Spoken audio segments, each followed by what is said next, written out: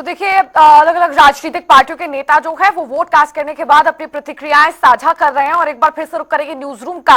हमारी सहयोगी Anjali Bhandari news room से लगातार हमारे साथ लाइव जुड़ी हुई है, ताजा अपडेट साझा कर रही है। अंजलि, इससे पहले हम त्रिकोणीय मुकाबले की बात कर रहे थे। जिस तरह से हम देख रहे हैं 70 की 70 विधानसभा सीटों पर त्रिकोणीय मुकाबला है, कड़ा मुकाबला है। आम आदमी पार्टी की बात करें तो तीसरी बार दिल्ली की गद्दी पर अपनी वापस से सत्ता काबिज करने के लिए जद्दोजहद में जुटी हुई है। तो वहीं बीजेपी और कांग्रेस के लिए भी मुकाबला काफी टफ है। बीजेपी पिछले 25 से 27 सालों से सत्ता से बाहर है और कांग्रेस पार्टी भी पिछले दो कार्यकालों से, क्योंकि आम आदमी पार्टी काबिज है तो कांग्रेस के लिए भी बड़ा सूखा, यानी कि तीनों ही पार्टियां जद्दोजहद में जुटी और मुकाबला काफी टफ है।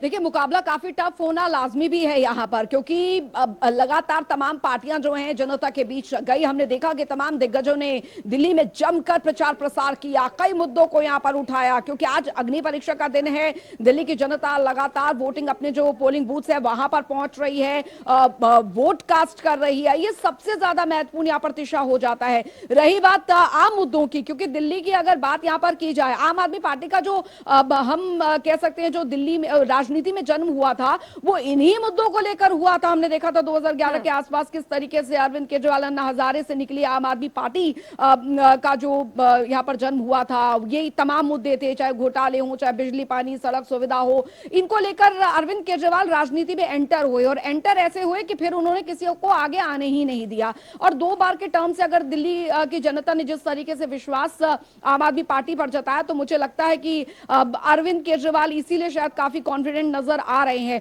लेकिन देश में जो ताजा माहौल बना हुआ है, जो हालात बने हुए हैं, उसको देखते हुए अन्य पार्टियां भी अपना अपना जीत का दम यहां पर भर रही है। लेकिन दिल्ली की राजनीति हमेशा से ही सरप्राइजिंग फैक्टर रही है अन्य राज्यों के बनिस्बत। अगर देखा जाए, यहां मुद्दे जरूर बिजली पानी समस्या रहे हो, लेकिन इस बार जो चुनावों में सबसे ज्यादा मुद्दा जो बना वो था यमुना। और यमुना का पानी को लेकर तो पहले भी हमने देखा कि मुद्दे उठते थे, हर चुनाव में यमुना के पानी का मुद्दा उठता था। लेकिन उस समय यह मुद्दा उठता था कि अब जो यमुना का पानी है वो पर्याप्त मात्रा में नहीं दिया जा रहा है, कौन नहीं दे रहा है, किस लिए नहीं दे रहा है, दिल्ली की जनता को पानी उसके हक का क्यों नहीं मिल रहा है, ये मुद्दे रहते थे। लेकिन इस बार के चुनाव में जो सबसे महत्वपूर्ण यमुना का मुद्दा और यमुना के मुद्दे के एंगल को मोड़ा गया वो था जब अरविंद केजरीवाल ने यह कह दिया कि उसमें जहर मिलाया जा रहा है, ये तक कह दिया। और उसके बाद जो सियासत शुरू हुई, हमने देखा कि पूरी की पूरी जो प्रचार प्रसार की जो कैंपेनिंग थी वो सिर्फ यमुना के पानी पर आके टिक गई, क्योंकि हरियाणा से जब यमुना का पानी आता है तो दिल्ली में एंटर होता है। हालांकि बाद में फिर गुरुग्राम और फरीदाबाद की ओर आगे जाता है, तो उसमें यह तक कह दिया गया कि अगर हम दिल्ली में मिला रहे तो फिर दिल्ली भी तो आगे पानी वो सप्लाई कर रहा है। तो ये पूरा जो चुनावी हमने आखिर के अगर 1 हफ्ते की बात यहां पर की जाए तो सिर्फ पूरे प्रचार प्रसार में हमने यमुना का मुद्दा जो है वो देखा। हमने देखा चुनाव आयोग तक जो पार्टियां हैं वो वहां पर पहुंच गई थी शिकायत के लिए। दूसरी तरफ हरियाणा के मुख्यमंत्री जो थे वो हमने देखा कि जो यमुना टेल है वहां पर, जहां से हरियाणा से जो यमुना नदी है वो दिल्ली को एंटर करती है, वहां पर वो पहुंच गए थे। तो हमने देखा कि इस तरीके की राजनीति जो है देखने को मिली है।